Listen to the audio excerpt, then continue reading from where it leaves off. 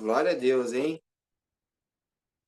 Vamos então para o capítulo 7.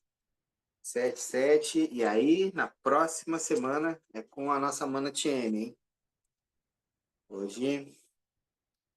Bom, o capítulo 6 ele terminou com, a, com o abandono de alguns discípulos, não é? Jesus começa uma discussão ali com as pessoas, e detalhe, eram com as pessoas e não em si com os fariseus.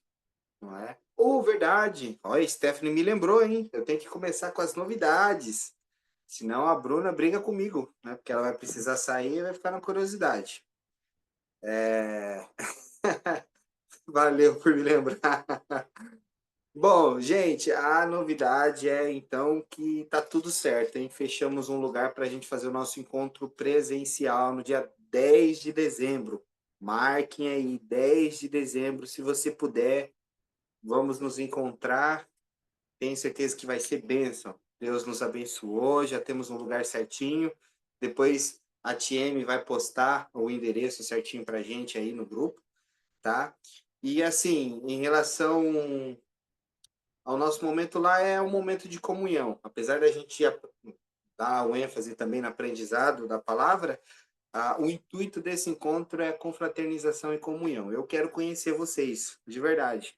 Né? Aqueles que puderem vão lá, vamos se abraçar, vamos se encontrar, ter um momento de comunhão aí vai ser da hora. A única coisa que a gente pede é se você puder, leve um prato de salgado. Isso, terça-feira à noite mesmo. Acho que fica melhor, né, para todo mundo. E aí a única coisa assim que a gente pede mesmo é que se você puder, leve um prato tanto de salgado ou doce, tá? Ou um refrigerante também. Ou melhor, né? Um prato doce ou salgado e um refrigerante para a gente passar esse tempinho juntos, tá bom? E ó, detalhe também, hein? Se vocês quiserem convidar alguém, pode, tá? Pode convidar também. Vai ser muito legal. É bom que vai ser um momento também da gente apresentar o que é a partilha, né, para essas pessoas que vão. E aqueles que não puderem ir, porque estão longe ou têm algum compromisso, ou talvez vai estar até no trabalho, não vai ter problema porque vai ser gravado normalmente. A gente vai fazer a nossa transmissão ao vivo. A única diferença é que depois nós vamos ter o nosso momento de comunhão, vamos estar junto ali e fica até melhor, né, para a gente levantar curiosidades, dúvidas, e se Deus quiser vai ser bênção, tá bom? Então, fica aí, marca aí 10 de dezembro e vamos orar, hein, Bruna, para dar tudo certo aí. Já deu em nome de Jesus. Amém? Pronto? Eu acho que era essa aí a novidade, certo? Então tá bom. Então vamos voltar aqui agora, vamos voltar ao início. Bom, então o capítulo 6 terminou com os discípulos, alguns discípulos abandonando Jesus, alguns seguidores abandonando Jesus. Não necessariamente aqueles 12, né? Jesus havia começado uma discussão com as pessoas que estavam ali, né? Principalmente porque Jesus disse que ele era o pão da vida. Né? A maior força dessa discussão foi porque Jesus se disse como um alimento, como o pão da vida. Né? E Jesus faz questão de maneira clara é, se comparar ao feito de Moisés, mostrando que Moisés, na realidade, foi só um porta-voz. Que o pão que Moisés orou e desceu do céu, na realidade, não foi Moisés, foi Deus que mandou. E esse pão apontava para Jesus, que é o nosso pão da vida. Foi assim que terminou o capítulo 6. Alguns discípulos acharam esse discurso muito duro, e aí Pedro tem aquele ápice maravilhoso dizendo que não, para quem iremos nós, não é? Indicando que não é em si o lugar, mas a pessoa, né? Nós estamos atrás de uma pessoa, nós seguimos uma pessoa. O lugar sem essa pessoa perde a importância. Então, não há céu, paraíso sem Jesus, porque o nosso alvo é uma pessoa. Para quem iremos nós? Não é? Porque é dele que sai a fonte de água viva, não é? E ele vai fazer questão de dizer isso também aqui no capítulo 7. Então vamos começar a nossa leitura? Vamos ler por partes, tá? Esse capítulo, ele não é tão tão grande assim, mas tem bastante coisa para a gente comentar. Capítulo 7, a partir do versículo 1, a minha versão é a NVI. Depois disso, Jesus percorreu a Galiléia, mantendo-se deliberadamente longe da Judéia, porque ali os judeus procuravam tirar-lhe a vida. Mas ao se aproximar a festa judaica das cabanas, olha aí mais uma vez, uma festa, né? Os irmãos de Jesus lhe disseram: Você deve sair daqui e ir para a Judéia, para que os seus discípulos possam ver as obras que você faz. Ninguém deseja ser reconhecido publicamente, age em segredo. Visto que você está fazendo estas coisas, mostre-se ao mundo, pois nem os seus irmãos criam nele. Vamos dar uma pausa aí, olha só que interessante. Em algumas outras oportunidades, eu falei que a festa da Judaica, a festa das cabanas, era como se fosse uma representação do que é a igreja, não é? E eu acho que eu nunca entrei a fundo o que seria essa festa das cabanas. Mas eu acho que eu nunca. Me corrijam se eu tiver errado ou se eu tiver falado, mas eu acho legal a gente.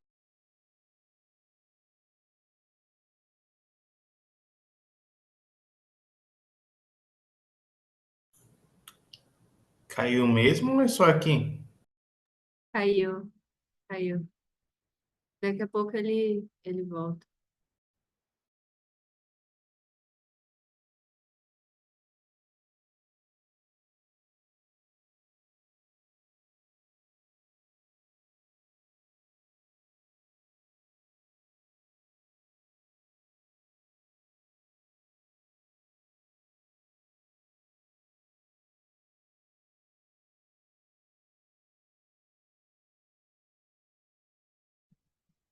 Voltei. Não sei o que aconteceu aqui, caí, gente. Mas vamos lá. Então, eu acho que eu nunca comentei a profundo o que seria essa festa das cabanas. Na realidade, era uma festa que era realizada anualmente, assim como a Páscoa. Essa era considerada uma das principais festas também do povo judaico. Ela está registrada tanto em Levíticos como em Êxodo, né? Levíticos como Moisés fazendo como se fosse uma repetição do que foi acertado lá em Êxodos. Tá? E essa festa, ela tinha um significado interessante. Eles comemoravam durante 7 dias. E como era essa comemoração? Eles peregrinavam e eles iam até o templo. Na época do Êxodo, logicamente, eles iam até o tabernáculo uma vez por ano. E lá eles faziam cabanas, ah, pequenas habitações feitas com folhas de palmeira ou qualquer coisa que fosse bem simples. A ideia ali era ser algo muito simples e passageiro. Então, eles iam comemorar essas cabanas, eles iam ficar esses 7 dias nessas cabanas. E o intuito dessa festa era o agradecimento a Deus pela proteção que o povo teve durante os 40 dias no deserto, pela provisão que nunca lhes faltou, né? Deus sempre proveu para eles esses 40 anos no deserto e para eles a continuação de provisão e a união do povo judaico. Olha só que interessante. Então, essa comemoração, essa festa era para celebrar a união, a gratidão e a proteção divina. Era como se fosse um culto mesmo. Eles iam lá para agradecer, adorar e ter um momento de comunhão em cabanas. Olha só que legal. Então, eles abandonavam suas casas, os seus confortos, e eles iam nas chamadas romarias, que a gente já falou aqui bastante também, e chegando nesse lugar, eles faziam essas cabanas com essas coisas simples, folhas de palmeira, folhas de árvores, enfim, específicas daquela época, e ali eles ficavam durante 7 dias comemorando e celebrando essas circunstâncias. É legal, né? Que lembra muito o que pelo menos deveria ser o culto nosso nos dias de hoje, né? Para você ver essa semelhança, né? Nós vamos para um lugar e lá nós nos reunimos com um propósito. E qual propósito é esse?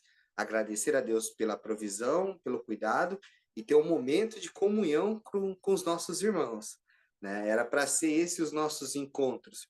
E essas cabanas simboliza a igreja também, porque como nós hoje somos templos do Espírito Santo, os templos se encontram para ter um momento de gratidão a Deus e comunhão. Olha só que legal, não é? Então, era essa festa que estava acontecendo aqui. Ou seja, isso é muito importante. Era uma festa que simbolizava a união do povo judeu.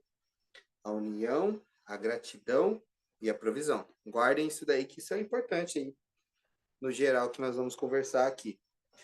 E aí estava se aproximando dessa festa, Jesus estava um pouco distante da região da Judéia, porque a confusão que foi gerada por causa dos discursos de Jesus fez com que as pessoas quisessem de fato matá-lo.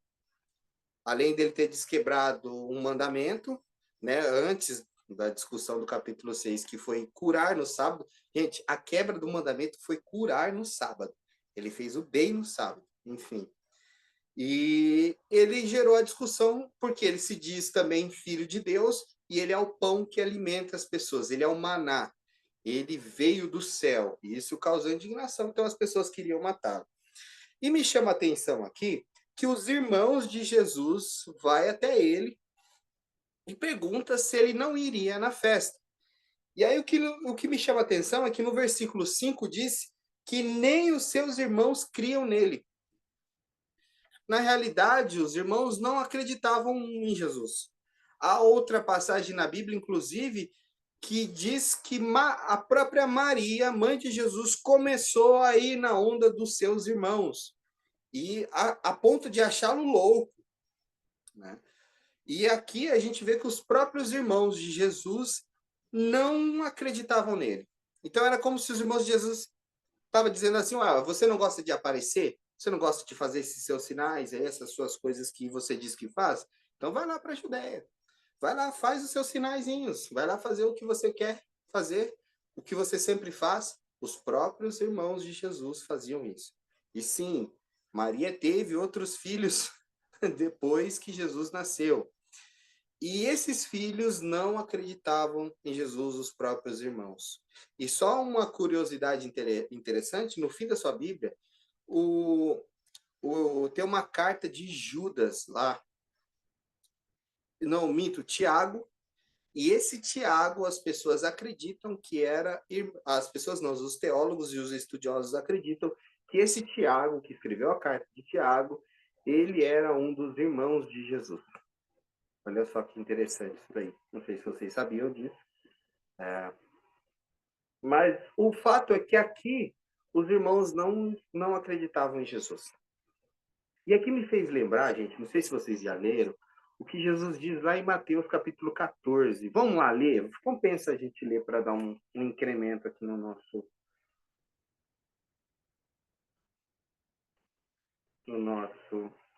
estudo.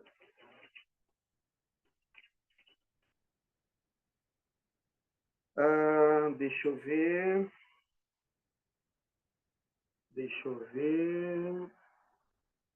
É o 14 mesmo? Deixa eu ver.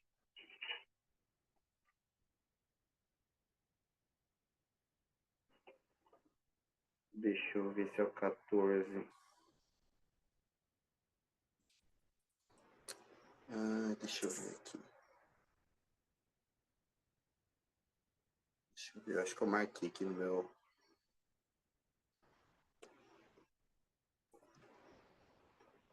É Marcos 10, gente. É Mateus capítulo 10, perdão. Mateus capítulo 10. Nós vamos ler o versículo...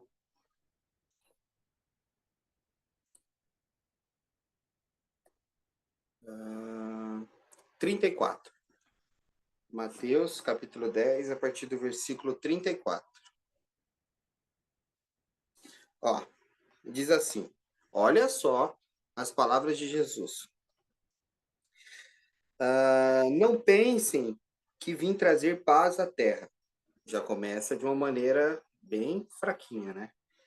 Não pensem que eu vim trazer paz à terra. Não vim trazer paz, mas espada. Pois eu vim para fazer o que o homem fique contra seu pai, a filha contra sua mãe, a nora contra sua sogra. Os inimigos do homem serão os da própria família.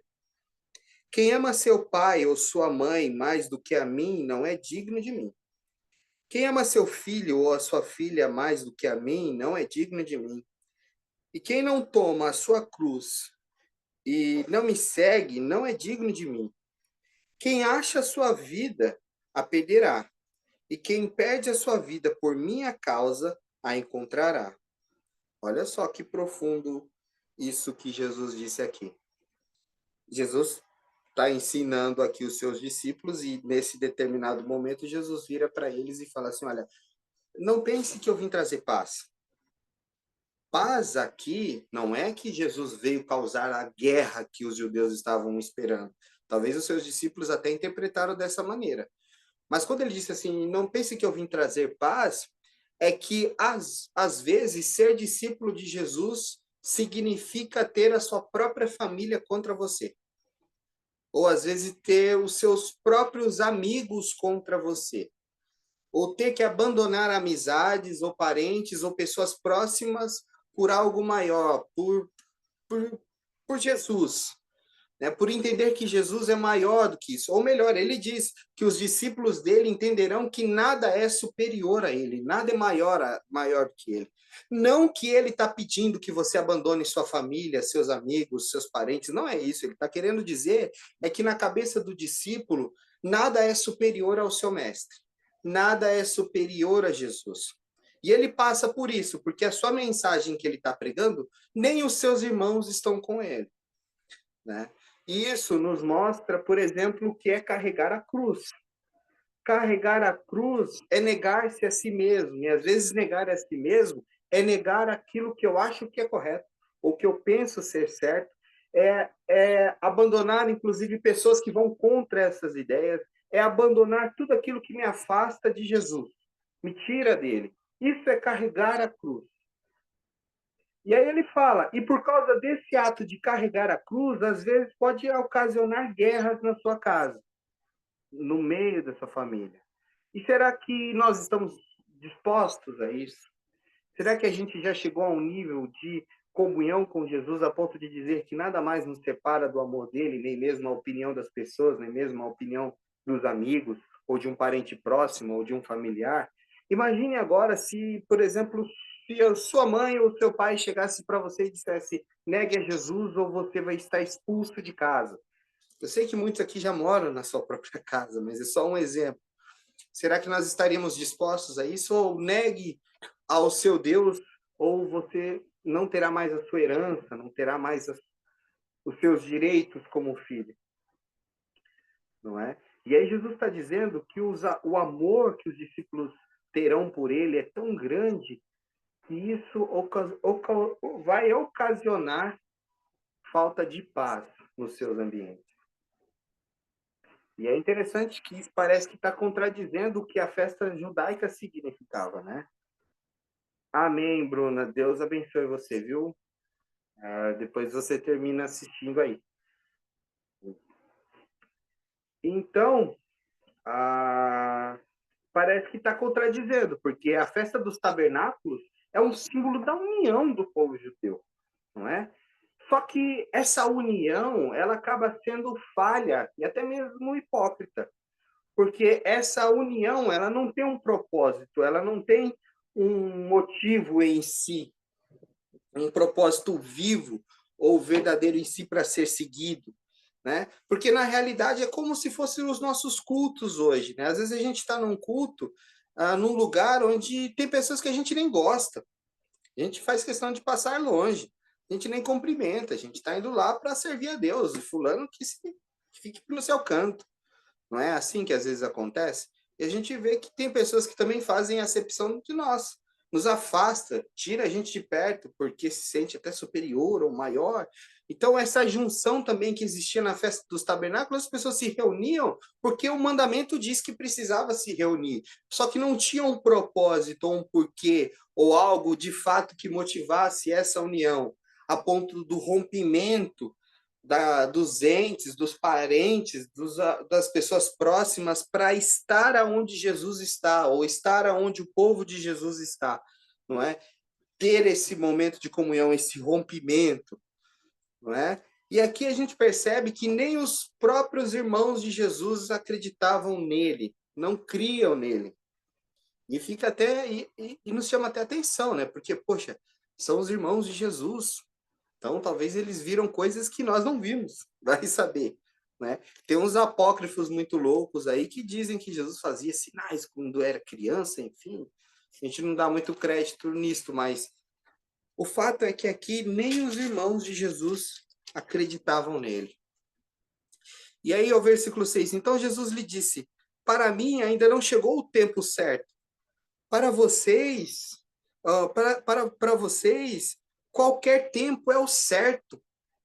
Tipo assim, Jesus está falando, o meu tempo, a minha missão, eu sei da minha missão, eu sei o meu tempo, eu sei o que eu tenho que fazer ou o que eu tenho que passar, tá tudo sob o controle, eu tenho o controle, só que vocês não têm o controle, vocês não têm essa ideia. Para vocês todo o tempo é o tempo certo, tudo é certo, não é? E às vezes a gente se pega nisso também, né? A gente não sabe qual que é o tempo certo de agir, o tempo certo. E às vezes a gente age no impulso e percebe que não foi o tempo certo. E a gente fica nessa. Principalmente quando a gente cria o que nós conversamos na partilha passada sobre os nossos falsos deuses, né? Ou os deuses que a gente cria na nossa cabeça, não é? A gente tem uma ideia de Deus ou uma mente de Deus que faz com que a gente ache, faz com que a gente imagine, ou melhor, vou mudar. A gente cria uma imagem de Deus a ponto de tentar definir desse Deus que nós criamos qual é o tempo certo. Não sei se vocês estão me entendendo. A gente cria os tempos certos baseado num Deus que nós inventamos. Ou seja, o tempo certo está ligado à nossa vontade. O tempo certo está ligado aos nossos sentimentos. O tempo certo está ligado ao que eu quero que seja certo, ou o tempo que eu acho que é certo, né? E a gente fala, não, é o tempo de Deus. Tá na hora, é o tempo de Deus. É o tempo. Não, não, chegou a hora, é o tempo.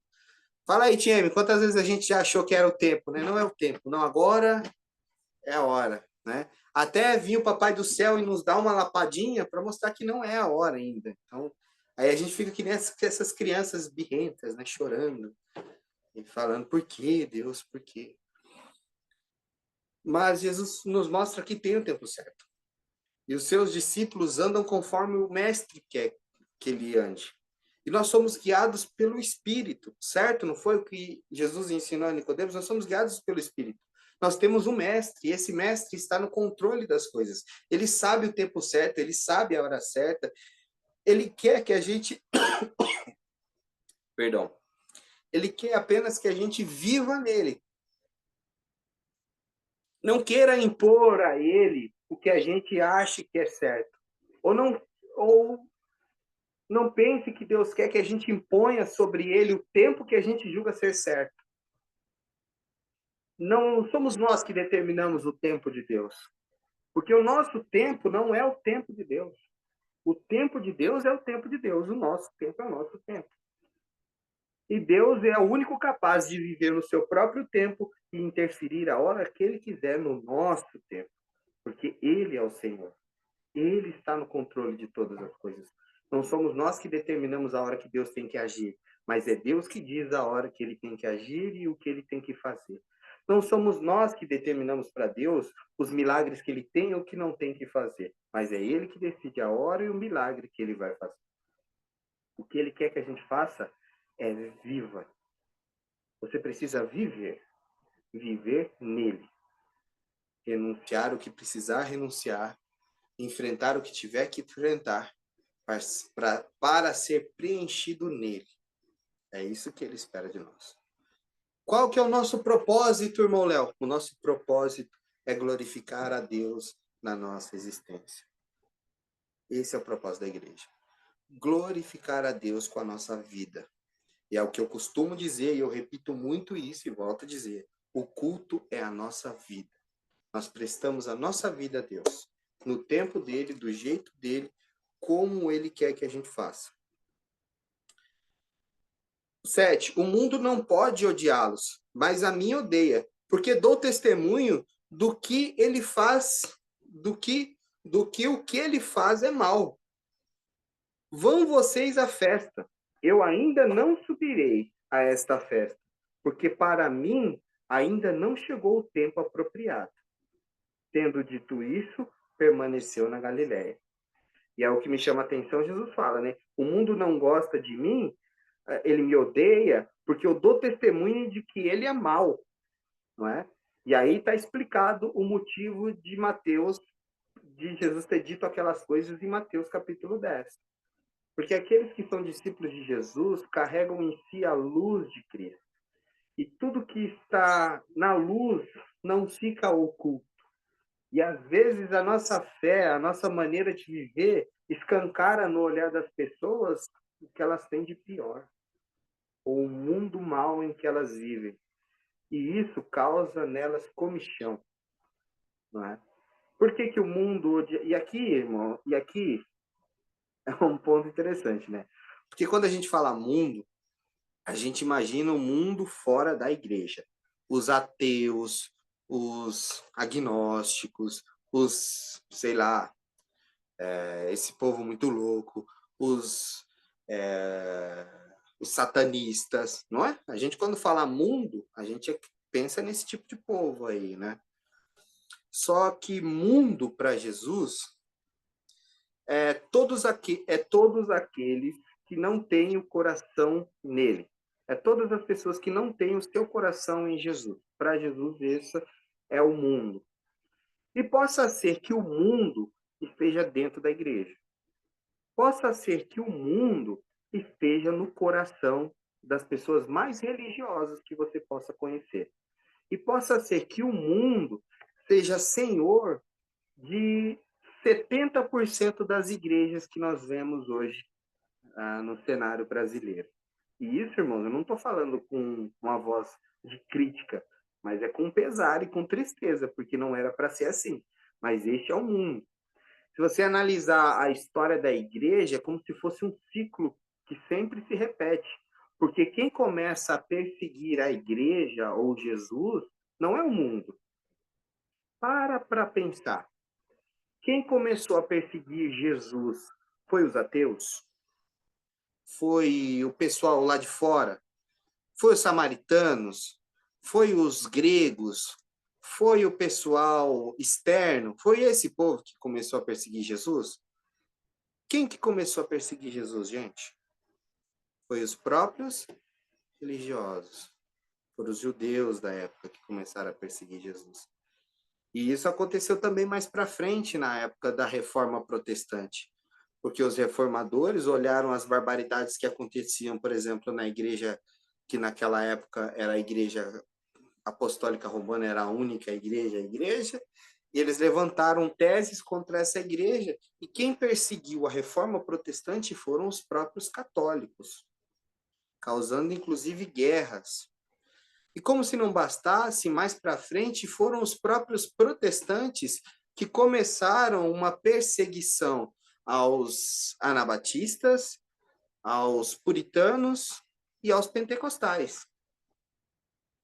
Então a gente percebe que o mundo pode estar dentro das pessoas que se dizem cristãs ou religiosas.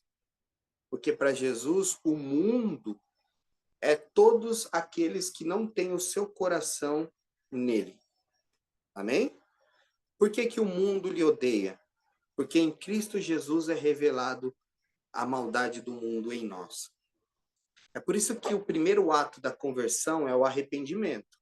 Porque quando você olha para Jesus e quando o Espírito Santo toca em nossos corações, o primeiro passo que a gente faz é: meu Deus, eu não sou ninguém, eu sou a pior pessoa do mundo. Se não for Deus na minha vida, eu me arrependo de tudo que eu faço, de tudo que eu sou, porque eu não sou nada sem Deus. É o primeiro ato, porque também foi escancarado quem nós somos. Só que o amor de Deus nos faz uma nova criatura nele. E quando nós estamos em Cristo Jesus, ele lança todo o nosso passado e nosso pecado no mar de esquecimento e nós começamos a viver uma nova vida nele. Por que que o mundo odeia a Jesus e posteriormente odiará também os discípulos de Jesus e continua odiando os discípulos de Jesus? Porque a maneira que os discípulos de Jesus vivem incomoda o mundo. e incomoda mesmo.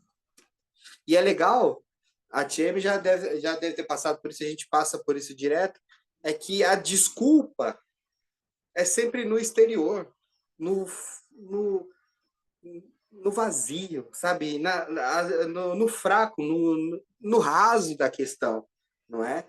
Não é, por exemplo, por que que eu não gosto da TM? Que o jeito dela não tá certo, o jeito que ela anda, o jeito, sabe? É sempre no estético, sempre no raso. A desculpa da, dessa clareza do mundo que é nos corações, a desculpa para a perseguição é sempre o raso, é sempre o fraco da questão. Porque os discípulos de Jesus estão no profundo. Nós queremos mudança de caráter. Nós não queremos ser os sepulcros caiados. Nós queremos ser pedras vivas, não é? Nós queremos ser pessoas de Deus. E é por isso que o mundo nos odeia. Mas mesmo assim, depois de um tempo, quando a festa já estava na metade, olha aí o versículo 14. Quando a festa estava na metade, Jesus subiu ao templo e começou a ensinar. Os judeus ficaram admirados e perguntaram: como foi que este homem adquiriu tanta instrução sem ter estudado? Jesus respondeu: o meu ensino não é de mim mesmo, vem daquele que me enviou. Se alguém decidir fazer a vontade de Deus, descobrirá se o meu ensino vem de Deus ou se falo por mim mesmo. Aqui Jesus está dizendo que os ensinos de Jesus só vai fazer sentido para aqueles que fazem a vontade de Deus, para aqueles que foram tocados por Deus. Que aqueles que não foram tocados por Deus e não fazem a vontade de Deus, não faz sentido os ensinos de Jesus. Aquele que faz por si mesmo busca a sua própria glória, mas aquele que busca a glória de quem o enviou, este é verdadeiro. Não há nada de falso a seu respeito. Moisés não lhes deu a lei? No entanto, nenhum de vocês lhe obedece. Por que vocês procuram matar-me? Achei até risada, né? Tá vendo o profundo? Até então, o discurso de Jesus estava, nossa, que profundidade! Que profundidade, né? Como ele ensina bonito, só pode ter vindo de Deus. Aí Jesus fala: vocês falam disso duvidando de mim. Vocês falam disso porque vocês, de fato, não entenderam ainda a vontade de Deus. Vocês não vivem a vontade de Deus. Vocês falam tanto da lei de Moisés, apontam para mim a lei de Moisés, mas vocês não cumprem a lei, vocês não obedecem a lei. E o que é pior, vocês ainda tentam me matar. Aí veja como o discurso mudou. Lembra que o discurso era, nossa, como ele ensina bonito? Olha o discurso do versículo 20. Você está endemoniado, respondeu a multidão. Quem está procurando matá-lo? Né? Aquela falsa negação, não é? Tipo assim, eu te odeio, mas eu disfarço. Eu te odeio, é isso mesmo. Eu disfarço, mas eu te odeio. Eu passo a mão, eu faço, né, o meio de campo, mas no fundo você me incomoda. A primeira oportunidade que eu tiver, eu vou matá-lo. Eu quero é te matar, não é?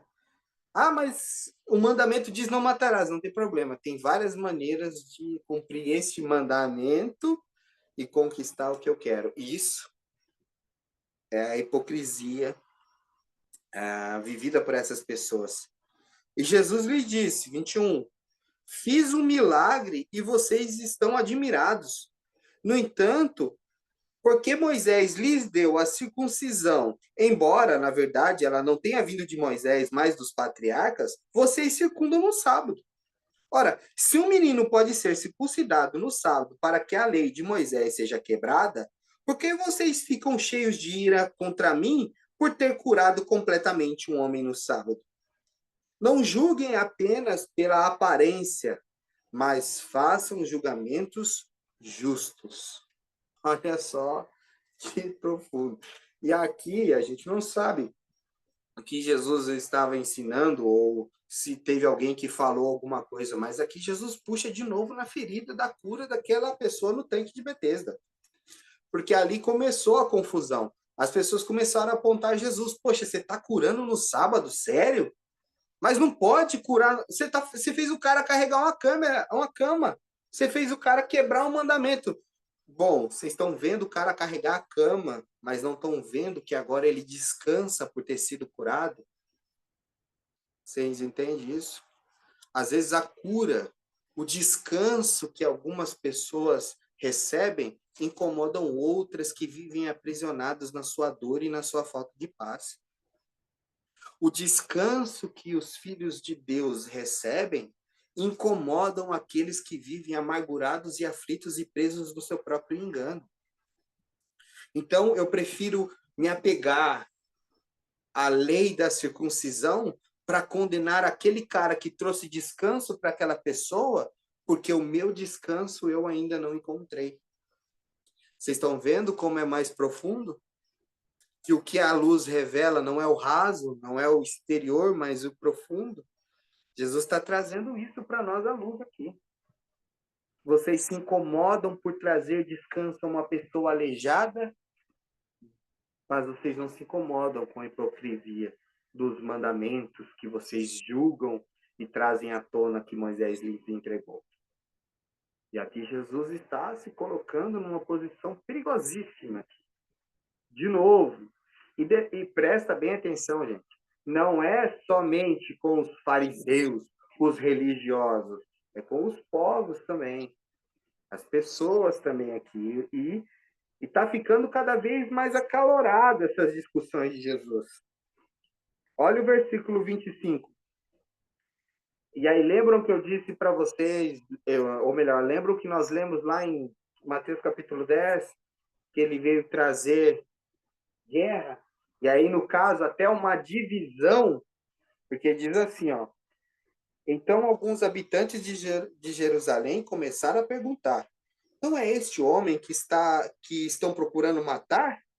Aqui está ele, falando publicamente. E não lhes dizem uma palavra. Será que as autoridades chegaram à conclusão de que ele realmente é o Cristo?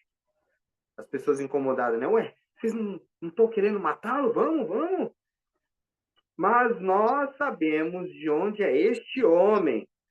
Nós sabemos que ele é filho de Maria. Nós sabemos que ele é filho de José. Quem que esse homem é? E quando Cristo vier, ninguém saberá de onde ele é. Enquanto ensinava no pátio do templo, Jesus exclamou: sim, vocês me conhecem, sabem de onde eu sou. Eu não estou aqui por mim mesmo, mas aquele que me enviou é verdadeiro. Vocês não o conhecem, mas eu o conheço porque venho da parte dele e ele me enviou. Então tentaram prendê-lo, mas ninguém lhe pôs as mãos, porque a sua hora ainda não havia chegado. É interessante que quando a gente lê, ou principalmente daqui para frente, né, mais nos capítulos finais, então, quando você vê, por exemplo, Jesus sendo preso, né, e aí eles vão lá, levam Jesus para o sinédrio, e aí dão tapas na cara de Jesus, cospem em Jesus, humilham Jesus, rasgam as suas vestes, aquela humilhação, e aí a gente vê aquele sofrimento, né? A gente tende a pensar assim, nossa, coitado de Jesus, né? Pô, olha o que estão fazendo com ele ali. Só que se você prestar atenção na leitura, você vai perceber que Jesus está no controle da situação desde o início. Ele quis tudo aquilo, ele passou por tudo aquilo porque ele quis isso. Você pega, por exemplo, nas respostas que ele deu para Caifás, né? Quando Caifás foi interrogá-lo, ele deu uma resposta violenta ali para Caifás, dizendo: quem que você é? Ué, por que vocês estão fazendo isso agora?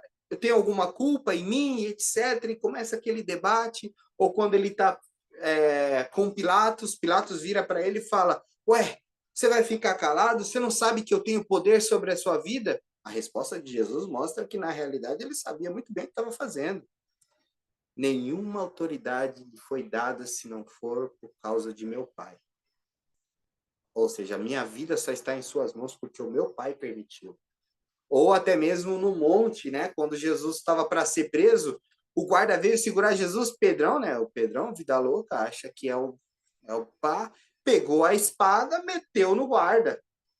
Jesus vira para Pedro e fala: Pedro, se eu quisesse, eu rogava ao Pai, ele mandava 12 legiões de anjos para me proteger. Eu não preciso dessa sua espadinha. Eu não preciso da sua força. Eu não preciso daquilo que você acha que tem que ser. Eu preciso é fazer a vontade do meu Pai. E ainda cura a orelha do guarda ainda. Imagina Pedro presenciando. Ele ainda curando a orelha do guarda e ele vira para o guarda e fala: pronto, agora você pode me levar. Não é? Porque Jesus sempre esteve no controle da situação. Ah, Jesus tem um senso de humor maravilhoso, cara. Chega a me dar raiva às vezes, porque me confronta demais. E Jesus sempre esteve no controle. Aqui ainda não era chegada a hora, então as pessoas não tinham coragem de lhe tocar. Não tinham coragem de pôr as mãos nele. Ou quando iam querer fazer alguma coisa contra ele, só conseguia qualquer coisinha porque ele permitia. Porque se não fosse, nós estamos falando aqui do próprio Deus encarnado. É, isso mesmo, Vinícius. Manso, humilde e bem-humorado. E ele está no controle. E aqui não podem tocá-lo. Não puderam prendê-lo porque ainda não havia chegado a sua hora. Ao 31. Assim mesmo, muitos dentre a multidão creram nele e diziam: quando Cristo vier, fará mais sinais miraculosos do que este homem fez? Os fariseus ouviram a multidão falando essas coisas a respeito dele. Então os chefes dos sacerdotes e os fariseus enviaram guardas do templo para prendê-lo. Disse-lhe Jesus: eu estou com vocês apenas por pouco tempo, e logo irei para aquele que me enviou. Vocês procurarão por mim, mas não me encontrarão. Vocês não podem ir ao lugar aonde eu estarei. Os judeus disseram uns aos outros: aonde pretende ir este homem que não possamos encontrar? Para onde vive o nosso povo, espalhado entre os gregos, a fim de ensiná-los? Ou seja, será que ele está indo para os estrangeiros, para onde a gente não gosta de estar? Será que ele vai para um lugar onde a gente, né, não é muito adequado para nós? O que ele quis dizer quando falou: vocês procurarão por mim, mas não me encontrarão, e vocês não podem ir para o lugar onde eu estarei. No último e mais importante dia da festa, Jesus levantou-se e disse em alta voz: mais uma vez, você vê, parece até que Jesus estava provocando ali as pessoas, né? Parece, né? Que Jesus estava, sabe, essas pessoas que vão no lugar só para causar confusão? Não estou dizendo que Jesus fez isso, tá, gente? Não é que Jesus foi lá só para causar confusão, mas parece, sabe? Quando a pessoa chega aquela pessoa na igreja, você já fala: ixi, aquele cara vai arrumar BO. Ou em qualquer outro lugar, né? Nossa, chegou fulano, esse fulano, onde ele chega. E aí, no último dia da festa da comunhão, da festa da provisão, da gratidão, Jesus se levanta e diz: se alguém tem sede, venha a mim e beba. Quem crê em mim, como diz a Escritura, do seu interior fluirão rios de água viva. Ele estava se referindo ao Espírito, que mais tarde receberiam os que nele crescem. Até então, o Espírito ainda não tinha sido dado, pois Jesus ainda não fora glorificado. E é legal que aqui, quando Jesus faz essa referência aqui, para nós pode parecer até, logicamente, bonito, mas comum. Mas para um judeu ouvir essa passagem, principalmente na língua em que Jesus falou aqui no aramaico, que Jesus falava em aramaico, para um judeu, ele lembraria na hora da profecia que está lá em Ezequiel, no capítulo 47. Não sei se vocês já leram essa profecia ou já ouviram sobre ela. Essa profecia de Isaías 47 é uma visão... Isaías não, irmãos, perdão. Ezequiel, capítulo 47. Ezequiel viu um templo e desse templo fluía água, uma água viva que saía do trono, e por onde essa água passava, ela trazia vida. As árvores voltavam a nascer, e etc. Essa água, tal. E aí o Espírito diz para Ezequiel entrar nesta água. E aí Ezequiel entra a água até as canelas, e aí o Espírito diz, vá mais fundo, ou melhor, a voz que ele ouviu diz, vá mais fundo.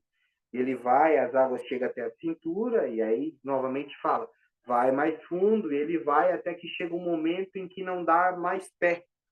Não sei se vocês já ouviram essa profecia lá em Ezequiel capítulo 47. E essa profecia ela é maravilhosa. Ali no contexto, o profeta está apontando para uma restauração total. E a gente pode até levar, até num âmbito mais escatológico, lá no fim. É verdade, isso é muito bonito. A gente pode até pensar lá no fim, né, escatológico, lá no fim dos tempos, quando tudo for restaurado, enfim, ali naquele contexto de restauração. Só que essa profecia também aponta para Jesus e para o tempo da igreja. Porque Jesus diz assim, olha, de mim flui águas vivas. Ele disse isso para a mulher samaritana e ele volta a dizer aqui, quem tem sede, vem a mim e beba, porque de mim flui águas vivas, não é? Dentro do templo havia compartimentos e havia o lugar santíssimo, não é? E nesse lugar santíssimo, na visão do profeta, estava o trono e fluía água desse trono.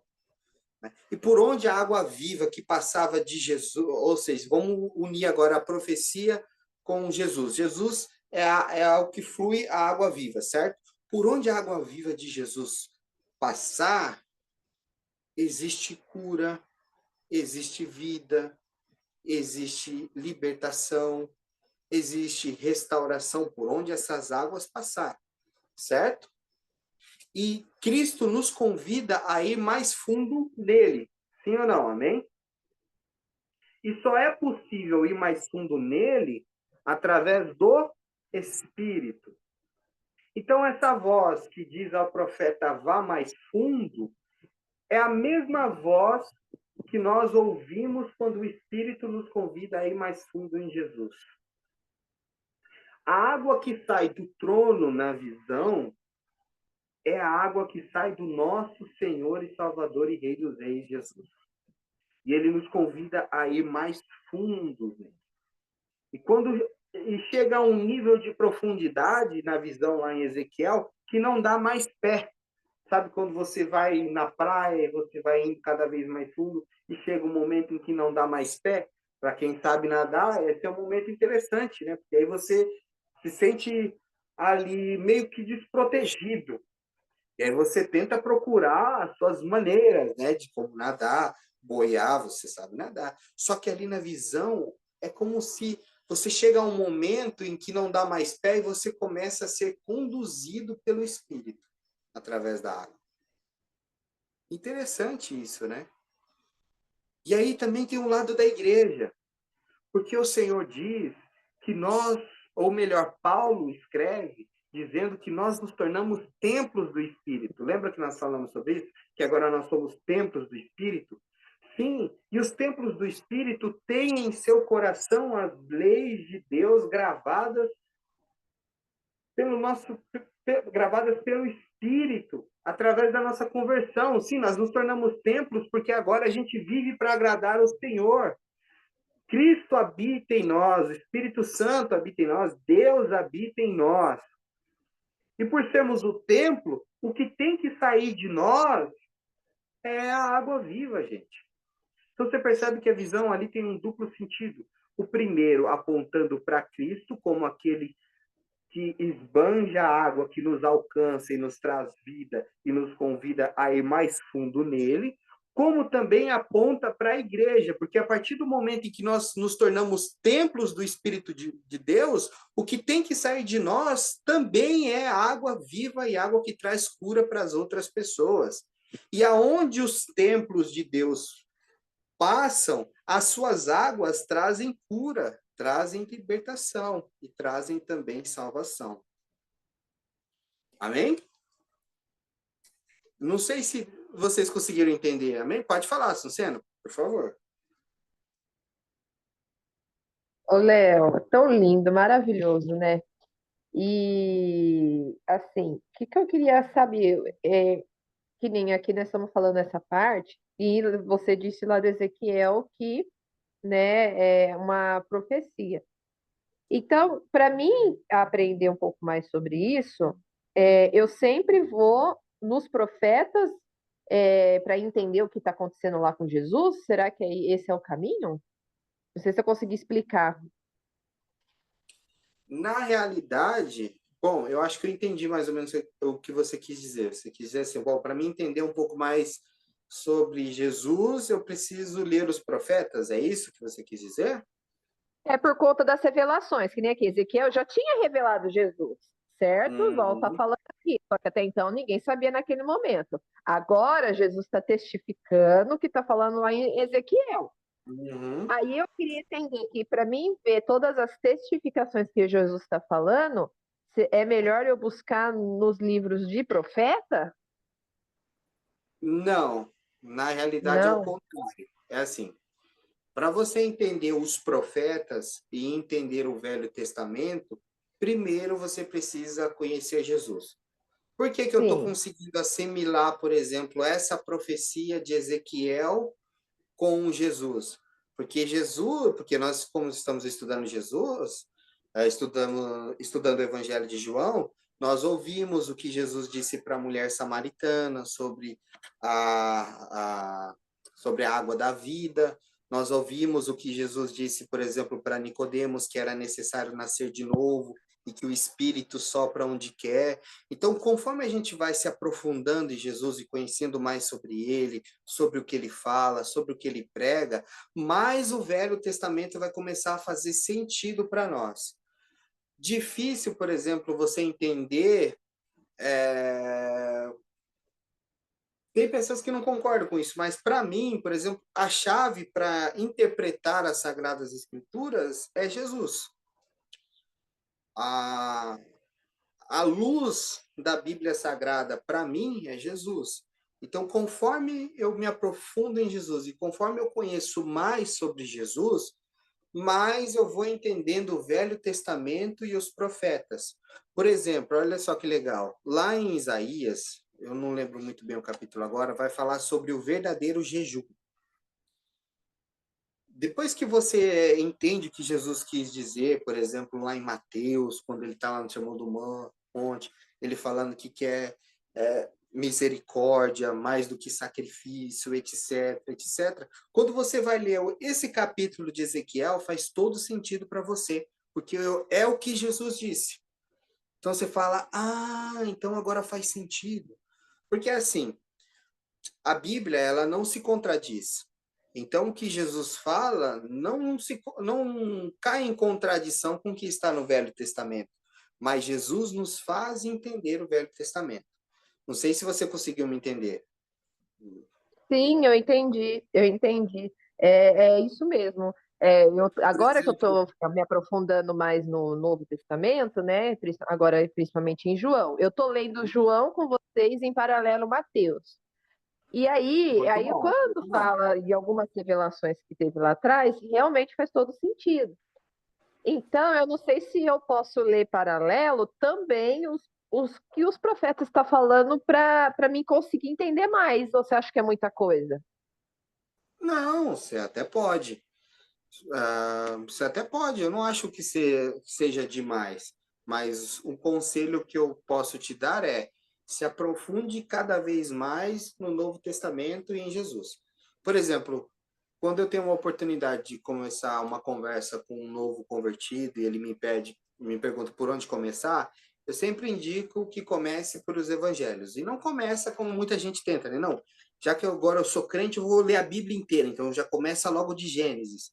Não, leia o Novo Testamento, leia sobre Jesus, leia o que Paulo explica, porque Paulo também faz questão de explicar muito sobre as coisas de Jesus ou o que Jesus ensinou nas suas cartas, trazendo luz também. E aí, quando você for para o Velho Testamento, eu acho que, por exemplo, assim, conforme você já está lendo Mateus e João, eu acho que você já está começando a criar uma bagagem um pouco para entender mais também sobre as profecias. Então, eu acho que não vai ser demais. Mas o conselho que a gente sempre dá é: comece por Jesus, comece nos evangelhos, se aprofunde nas cartas de Paulo, para depois ir para o Velho Testamento. Que aí sim eu digo para você que ficaria bem pesado. Ah, então tá bom, Léo. Obrigada, viu? Não, fechou, é nóis.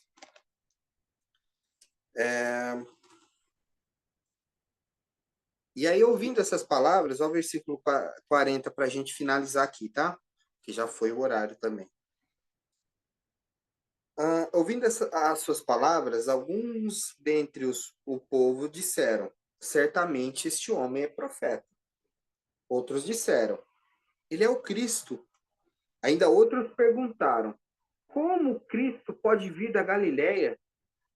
A Escritura não diz que o Cristo virá da descendência de Davi, da cidade de Belém, onde viveu Davi?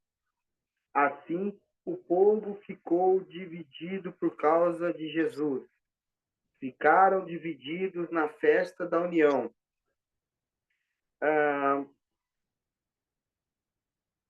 Assim, o povo ficou dividido. Tá? Alguns queriam prendê-lo, mas ninguém lhe pôs as mãos. É interessante isso, né?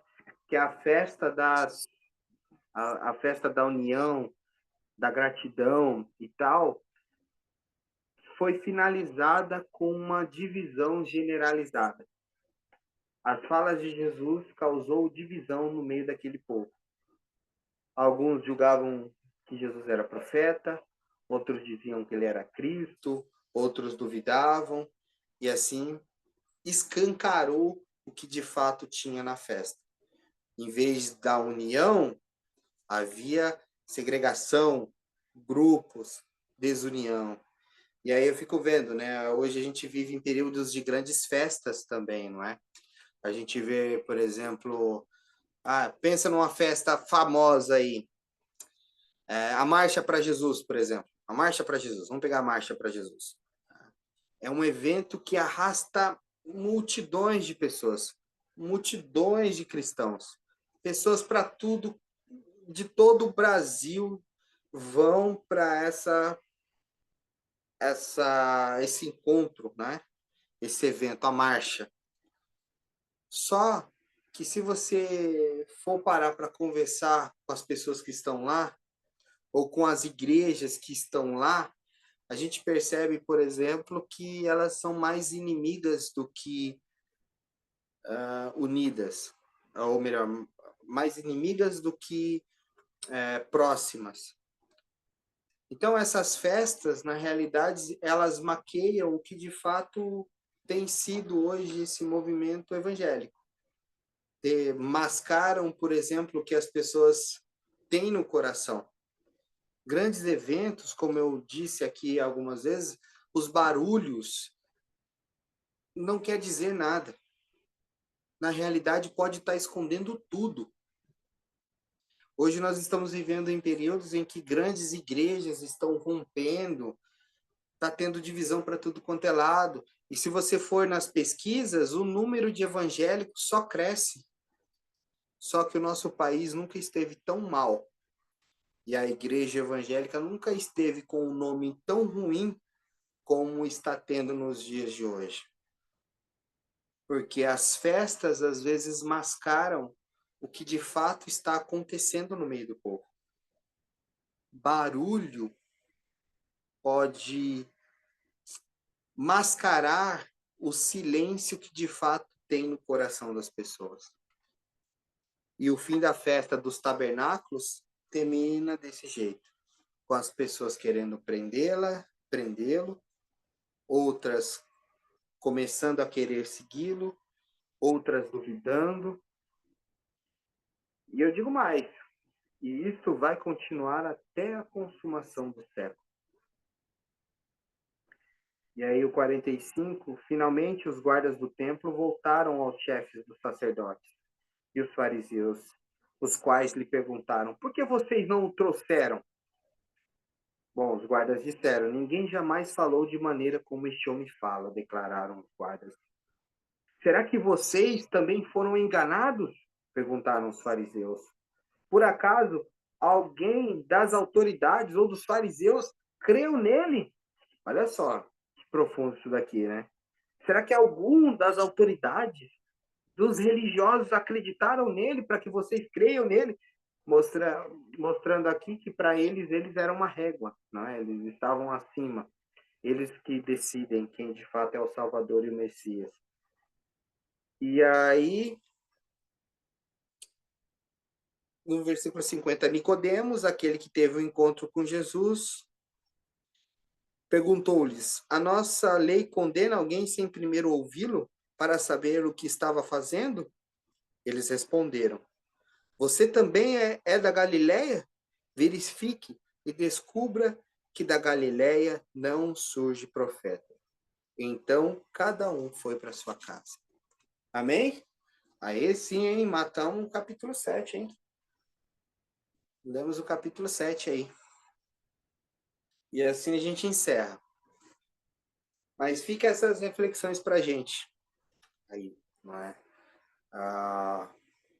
Eu acho que esse fim deveria ficar mais gravado em nossos corações. Às vezes as festas e o barulho mascara o silêncio que habita nos nossos corações, não é? E de fato, eles tentaram colocar Jesus numa caixinha e não perceberam que eles não conseguiam sair da sua própria caixinha. Não é? E assim as coisas vão ficando cada vez mais tensas. E Jesus não vai parar por aí, não. A partir de agora, a partir do capítulo 8 para frente, as coisas vão se intensificar ainda mais. As coisas vão se tornar muito mais claras e muito mais gritantes. Vai se tornar muito mais forte do que você pode imaginar. E aí, gente, aí que o filho chora e a mãe não vê. Mas por hoje é isso aí, gente. Amém? Amém? Glória a Deus. Vocês estão aí? Vocês não dormiram não, né? Amém? Amém. Amém. Glória a Deus. Mas é isso, gente. Hoje faltou bastante gente, mas eu creio que depois eles vão assistir online aí. E vocês, depois que assistirem online, mandem o feedback pra gente também aí no grupo, que é bênção. Amém? Então é isso. Finalizou. Tchê, você gostaria de falar mais alguma coisa, passar alguma coisa? Amém? Amém. Então vamos encerrar. Vamos orar. Pai, mais uma vez nós te agradecemos, Senhor. Mais uma vez concluímos esse estudo. Mais uma vez, Senhor, o Senhor falou profundamente em nossos corações. Pai, nós te pedimos, imploramos, Senhor, não deixe que os barulhos escondam o silêncio que habita em nós.